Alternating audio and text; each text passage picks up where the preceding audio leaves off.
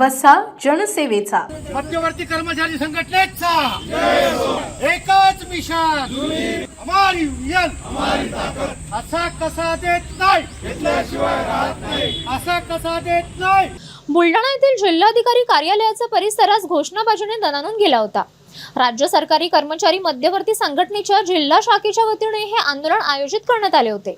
प्रलंबित मागण्या आणि कर्मचाऱ्यांच्या समस्यांबाबत प्रशासनाचे लक्ष वेधण्यासाठी मोठ्या संख्येने कर्मचारी येथे जमा झाले होते।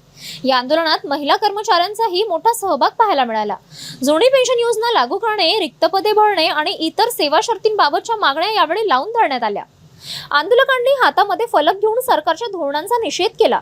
मागण्या मान्य न झाल्यास आगामी काळात काम बंद आंदोलनाचा इशाराही यावेळी संघटनेच्या वतीने देण्यात आला आहे। मी अपर्णा निती नाघाव, बुलढाणा जिल्हा कारागृह कर्मचारी संघटना बुलढाणा विभाग इथून आहे आणि आज जो संप बेमुदत संप पुकारलेला आहे याच्याकडे शासनाकडे एकच मागणी आहे की जे RNPS चालू केलेलं आहे त्याचा फक्त तुम्ही वेळ वाढवून न देता आम्हाला आता त्याच्यावर काहीतरी ठाम आणि आमचं भविष्य सुरक्षित करण्यासाठी आपण काहीतरी निष्कर्षावर यावं असं सरकारला माझं आव्हान आहे।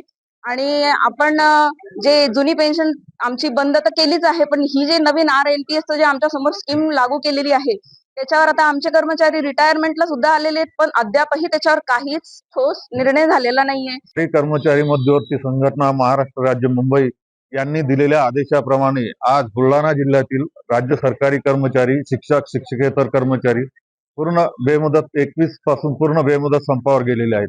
हा संप आम्ही यापूर्वी शासनाकडे विविध आंदोलनाद्वारे, पत्राद्वारे, मोर्चाद्वारे निवेदन देऊन सुद्धा शासनाने अद्यापपर्यंत त्याची दखल घेतली नाही। त्यामुळे आम्ही आजपासून बेमुदत संपावर जात आहोत।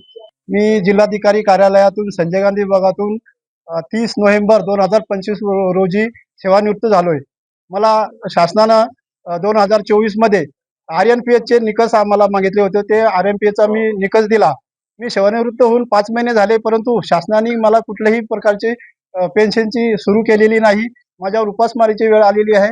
शासनाने ते लवकरात लवकर सुरू करावी अशी मी शासनाला विनंती करतो। आता या आंदोलनानंतर सरकार कर्मचाऱ्यांच्या मागण्यांची दखल घेणार का हे पाहणे महत्त्वाचे ठरेल। City news.